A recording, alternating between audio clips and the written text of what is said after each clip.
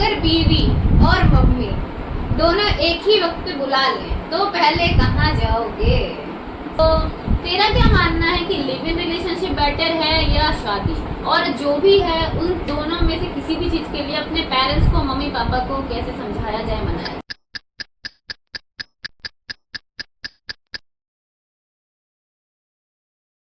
तो जैसा कि हम जानते हैं आजकल शादियों का सीजन चल रहा है, मतलब क्या शादियों का सीजन चल रहा है, शादियों के बाद जो क्या हो रहा है हम सब न्यूज में देख रहे हैं। तो आप शादी के लिए क्या एडवाइस देना चाहेंगे?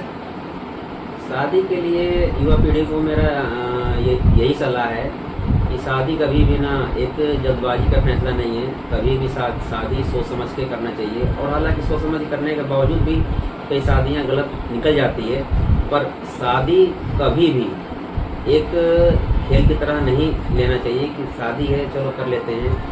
और शादी में कभी भी बहुत सोच विचार करके, माँ बाप की मर्जी से, घर परिवार की मर्जी से, और इसमें विशेषकर कि जो हमारा लाइफ पार्टनर बन रहा है वो लड़की, उसकी मर्जी क्या है, उसको लेकर के कितनी लॉयल है, क्या है, शादी को लेकर के उसके मन में फ्रिक्वेंसी क्या है, और वो शादी के बाद मतलब वो कैसे रहती है, ये सब चीज़, बहुत सी चीज़ें ऐसी हैं जो हमको जानना चाहिए। पर मैं यही कहूँगा कि शादी कभी भी जल्दबाजी में नहीं करना चाहिए। बेशक से शादी देर से हो, पर शादी के बाद की जो ज़िंदगी हो कुछ पल ही मिले और सुकून से कटे, ये जरूरी है। Late marriage better marriage. So भैया, मैरिज की तो बात हो गई। जैसा कि हम देख रहे हैं आजकल लिव इन रिलेशनशिप का भी बहुत प्रचलन चला हुआ है, बहुत लोग मतलब लिव इन रिलेशनशिप में भी रह रहे हैं। सो तेरा क्या मानना है कि लिव इन रिलेशनशिप बेटर है या शादी?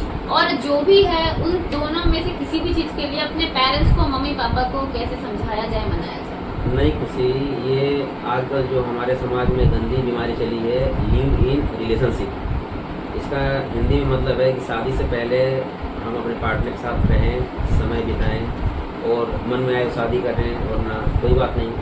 तो ये चीज़ बहुत गलत है।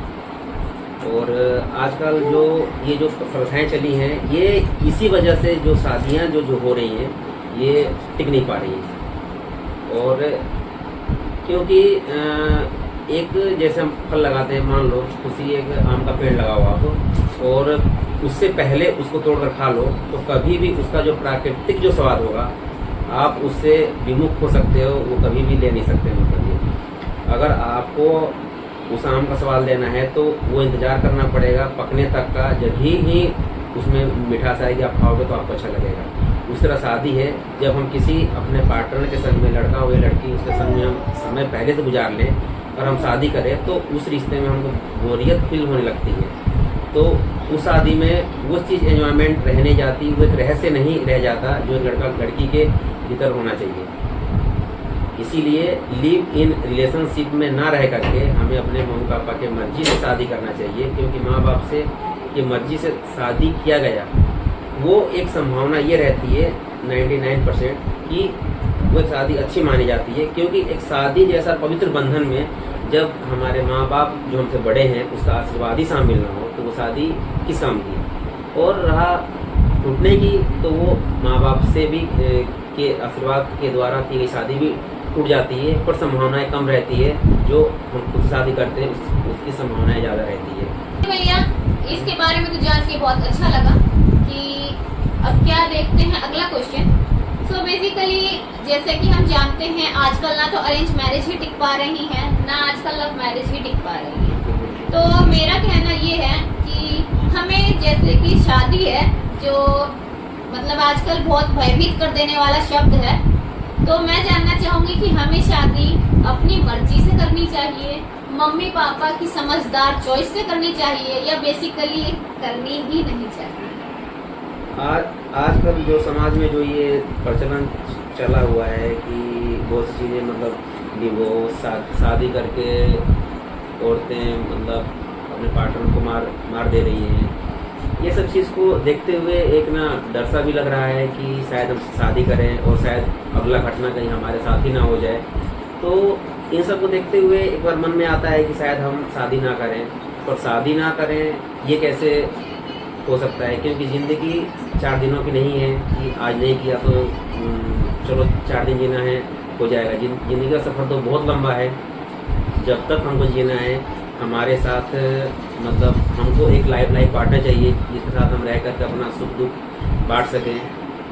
बट ये है कि शादी अपनी चॉइस से करनी चाहिए या माता पिता की चॉइस से, किसी जी आपका ये अच्छा क्वेश्चन है। पर हमें शादी अधिकतर जो पहले जो समाज में शादियाँ होती थी वो माँ बाप की मर्ज़ी से होती थी और टिकती भी थी, तो उसी को देखते हुए मेरे को ज़्यादातर संभावना ये लगती है कि शादी अपनी चॉइस से ना करके माँ बाप की मर्ज़ी से करनी चाहिए। शायद बहुत संभावनाएं होती है कि शादी टिक जाए, और शादी ना नहीं करना चाहिए ऐसा तो कोई उत्तर ही नहीं होना चाहिए कि शादी हमें नहीं करनी चाहिए। शादी करनी चाहिए, माँ बाप की मर्ज़ी से करनी चाहिए। और शादी टिकने का सबसे बड़ा जो मंत्र है कि हमें अपने पार्टनर के साथ कितना संतुलन बना के रखना है, कितना समझदारी के साथ उसको समझाना है, और कोई भी गलती हो तो हमें उसको अपनी ज़िंदगी में आगे चल के साथ लेके चलना है। अगर हम ये चीज़ें करते हैं तो शादी जो शब्द आज के समय के लिए बहुत एक कड़वा शब्द बन गया है, वो शायद आने वाले समय के लिए बहुत एक अच्छा सबक भी बन सकता है। शादी कभी ख़राब नहीं होती, शादी जब भी ख़राब होती है जब हमारा पार्टनर समझदार ना हो और शादी को समझना ना चाहे। अगर समझदार पार्टनर साथ मिले तो शादी कभी ख़राब नहीं हो सकती। शादी से एक अच्छी चीज़ कुछ नहीं हो सकती क्योंकि उसमें हमारा पार्टनर होता है। ये जान के अच्छा लगा। बहुत से लोग कंफ्यूज होते हैं कि भाई लव मैरिज करना चाहिए, अरेंज मैरिज करना चाहिए, शादी नहीं करना चाहिए। आपके इस आंसर ने आई थिंक बहुत से लोगों का कंफ्यूजन दूर किया होगा। खैर अगला क्वेश्चन थोड़ा सा तंग करने वाला है, देखते हैं उसका जवाब कैसे देंगे। अगर बीवी और मम्मी दोनों एक ही वक्त पे बुला लें तो पहले कहाँ जाओगे? अगर हाँ अच्छा क्वेश्चन है, पर ये है कि बीवी और मम्मी दोनों अगर एक ही वक्त पे अपने पास बुलाए तो जाने के बजाय दोनों को बुलाना चाहिए कि आपको हमको दोनों से ही, दोनों आदमी को मतलब एक ही वक्त पे काम आया है तो आप लोग दोनों ही मेरे पास आ जाओ। या दोनों में से देखना चाहिए कि किसकी मतलब हमारे पास जाने की ज़रूरत ज़्यादा है। सपोज करो कि हमारी बीवी मजाक में बुला रही हो और हमारी माँ एक सीरियस मैटर बुला रही हो, तो बीवी के बजाय, बीवी के पास ना जाने के बजाय हमको अपने माँ के पास जाना चाहिए। क्यों? क्योंकि मजाक से ज़्यादा बेटर सीरियस बात होती है। मजाक हम कभी कर सकते हैं, सीरियस बातों में हमको जाना चाहिए। और नहीं तो दोनों को एक ही वक्त पर काम आए तो वो दोनों ही मेरे पास आ जाए। तो इसमें ये होगा कि किसी एक के पास जाने को हमें जरूरत नहीं पड़ेगी, और उसका वजह उससे ये होगा किसी दोनों में से किसी को भी बुरा नहीं लगेगा। बड़ी समझदारी से आंसर दिया गया है। खैर अब लव अफेयर, शादी विवाह, इन सबसे बढ़ के अब आगे बढ़ते हैं फैमिली की तरफ। तो बेसिकली पहला क्वेश्चन ये है, क्या फैमिली सपोर्ट के बिना कोई भी बंदा कोई बड़ा काम कर सकता है? फैमिली सपोर्ट के बिना काम होते भी हैं और नहीं भी होते। अगर मान लो कि जिसकी फैमिली ना हो तो उसको कौन सपोर्ट करेगा? तो दुनिया में ऐसे बंदों ने भी काम किया है जिनकी फैमिली नहीं है, अकेले चल के भी काम हुआ है, और किसी की फैमिली का सपोर्ट होते हुए भी काम नहीं होता है। तो कभी भी कोई भी काम करने के लिए सपोर्टिंग पावर बहुत कम जिम्मेदार होती है। उस काम के प्रति हमारे अंदर लगन कितनी है, क्योंकि लगन के बाद सेकंड नंबर पे आता है सपोर्ट करना। और सपोज करो कि मैं हूँ, अगर मेरे को दौड़ने का मन ही नहीं कर रहा है और लोग मेरे को बोले नहीं तुम दौड़ सकते हो, दौड़ो, तो वो सपोर्ट क्या करेगा? तो सबसे पहले आदमी का मन होना चाहिए वो काम करने के लिए, उसके बाद सपोर्ट की जरूरत होती है। बिना मन का कोई भी सपोर्टिंग पावर, चाहे फैमिली का हो या किसी का हो, वो काम नहीं करता। मन का होना जरूरी है। Very good. तो अगले क्वेश्चन पे बढ़ते हैं। तो आपके हिसाब से बेस्ट पेरेंटिंग टिप क्या है? बच्चों से दोस्ती करो या गलती करे तो डंडा उठाओ और कूट दो? नहीं, कभी भी अगर बच्चे गलती करते हैं तो उनको मारना या डांटना कोई सलूशन नहीं होता, क्योंकि मारा और डांटा पशु को जाता है। कभी भी बच्चे जो होते हैं मारने से डांटने से गलती करना नहीं छोड़ते। बच्चे को हमको समझाना चाहिए, बस समझाने का हमारा तरीका अलग होना चाहिए कि बच्चे को उसमें मारना दिखाई दे, बच्चे को उसमें ये झलके कि हमारे से कोई ऐसी गलती हुई है जिन्होंने जिनकी वजह से पापा ने हमको समझाया है। कभी भी, और बच्चे को सबसे एक मैं युवा जनरेशन को मैं एग्जाम्पल देना चाहता हूँ कि कभी भी बच्चे को हम मार करके और डांट करके सुधार नहीं सकते, क्योंकि बच्चे एक महीने की तरह होते हैं, जो बड़े को देखते हैं वही वो करते हैं। अगर सपोज करो कि बच्चे को अच्छा बनाना है, मेरे को अपने बेटे को अच्छा बनाना है, तो सबसे पहले मेरे को अच्छा बनना पड़ेगा। अगर मैं अच्छा बनूंगा तो बहुत कम चांस है कि मेरा बेटा खराब बने, क्योंकि बच्चे वही करते हैं जो वो देखते हैं। अगर मैं बच्चों को अच्छा दिखाऊंगा तो मेरा बच्चा जरूर अच्छा बनेगा। तो उसमें मारने डांटने का कोई मतलब ही नहीं है। बच्चे को मारना डांटना नहीं चाहिए, जहाँ तक हो सके उनको बड़े समझ के साथ प्यार से समझाना चाहिए। बड़ी अच्छी तरह से आपने इस क्वेश्चन का आंसर दिया कि मारा तो खैर पशुओं को जाता है, करनी है तो बच्चों से दोस्ती करके समझाया जाए। तो बढ़ते हैं अगले क्वेश्चन की तरफ। सो बेसिकली अगर आप एक दिन के लिए मम्मी या पापा, बेसिकली जो कि हैं हमारे भैया का 2 अच्छे प्यारे बच्चे हैं, तो अगर आप पापा बन चुके ही हैं ऑफ कोर्स, तो सबसे पहला आप क्या रूल लागू कर रहे हैं? किस चीज़ के लिए? अपने बच्चों के लिए, मतलब जैसे कि कोई भी, जैसे कि अगर आप पेरेंट बन चुके हैं तो आपने सोचा हो कि भाई ये रूल्स रहेंगे, मतलब कि इतनी देर के बाद यहाँ नहीं जाना, ये काम नहीं करना है। बच्चों के लिए कोई भी रूल मैं लागू नहीं करूँगा, क्योंकि रूल जो एक शब्द है ये एक अंदर से एक ना गुलामी का प्रतीक होता है कि मेरे को ना ऐसे रहना है। मैं बच्चे को फ्रीडम छोड़ूंगा, सिर्फ और सिर्फ मैं बच्चों से मैं यही कहूँगा, सिर्फ मैं बच्चे को रूल्स लागू नहीं करूँगा, मैं बच्चों पर नज़र रखूँगा कि मेरा बेटा कहाँ जा रहा है, क्या कर रहा है। ये नहीं कि बेटा आपको 9 बजे यहाँ पे आना है, घर पे आना है, और बाई चांस मेरा बेटा गया 9 बजे कहीं बाहर, और बाहर में कुछ उसने ऐसा देख लिया यहाँ पर उसको समय लग गई, और मैं बच्चे से पूछूँ कि नहीं बेटा क्या बोलते हैं तुमको 9 बजे आना था, क्यों नहीं आए? तो ऐसा नहीं।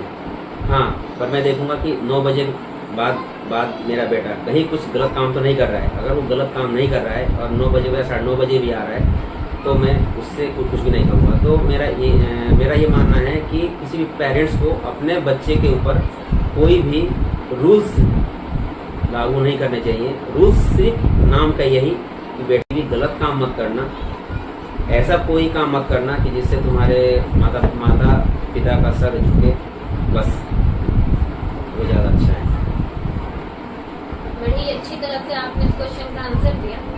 सो अगला क्वेश्चन है, ये अगला क्वेश्चन ऐसा है, इसके अंदर बहुत से लोग फंसते हैं और कई बार मतलब गलत रास्ते को, गलत ऑप्शंस को भी चूज कर लेते हैं। तो क्वेश्चन ये है कि जैसे बाय द वे अगर हमें कोई प्रॉब्लम आती है तो ऑफ कोर्स हम दूसरों से एडवाइस लेते हैं, और दूसरों में कौन आते हैं? सबसे पहले हमारे फ्रेंड्स आते हैं, और फिर उसके बाद हम अपनी फैमिली से एडवाइस लेते हैं। और कई जरूरी नहीं कि हर बार हमारी फैमिली और फ्रेंड दोनों के ही एडवाइस सिमिलर हो, मैच करे, दोनों का एक मत नहीं हो सकता। तो अगर ऐसा हो कि फैमिली और फ्रेंड दोनों का ही जो एडवाइस है दोनों अलग अलग हो, तो हमें किस रास्ते को चुनना चाहिए? तो आपका इसमें क्या कहना है? मैं इसमें यही कहना चाहूँगा कि हम कोई भी हमें प्रॉब्लम होता है तो हम उसका सलूशन ढूंढने के लिए या तो हम अपने पेरेंट्स के पास जाते हैं, या अपने दोस्त के पास, या किसी ऐसे पर्सन के पास जिसमें हमें भरोसा होता है कि शायद वो हमको गलत नहीं बताएगा और हमारी हेल्प करेगा और सही राह दिखाएगा। तो हमें सबसे पूछना चाहिए, ज़रूरी है कि मतलब माता पिता से पूछने चाहिए, दोस्त वगैरह, और जिस पर भरोसा करते हैं पूछना चाहिए। पर उन तीनों में से चुनाव हमें अपने एक स्तर से करना चाहिए और माँ बाप की बातों को प्राथमिकता देना चाहिए। इसलिए क्योंकि माँ बाप हमको बचपन से जानते हैं, और जब हम बड़े हुए थे तो हमारे दोस्त हुए थे, तो एक समय के लिए कोई भी दोस्त, हालांकि कि हर दोस्त गलत नहीं होता, एक दोस्त तो शायद कंफ्यूज हो सकता है बताने में, या कुछ उसने ऐसा कुछ बात बता दिया हो, शायद उसमें उसको अपना फ़ायदा नज़र आया हो, या ऐसे पर्सन जिन्होंने बता दिया हो अरे क्या करना, उसने पूछा हमने बता दिया। पर किसी के माँ बाप अपने बच्चे को कभी भी गलत बात नहीं बताते, गलत रास्ता नहीं दिखाते, तो हमें अपने माँ बाप के बातों को ज़्यादा प्रायोरिटी देनी चाहिए, और माँ बाप के बात सुनने के बाद हमें उस पर एक अमल करनी चाहिए कि हाँ भाई माँ बाप ने जो कहा और ये सही है, और हमें वही करनी चाहिए। बहुत अच्छे। सो बेसिकली बहुत से लोग इस चीज़ में कंफ्यूज हो जाते हैं। आई थिंक उन लोग कंफ्यूजन क्लियर हुआ होगा। तो अगला क्वेश्चन मेरा ये है, जो कि थोड़ा फ्यूचर से रिलेटेड है, और क्वेश्चन ये है कि अगर आप 10 साल बाद के अपने आप को 10 साल बाद के अपने आप को कोई एडवाइस देना चाहते हो, तो आप क्या एडवाइस देंगे?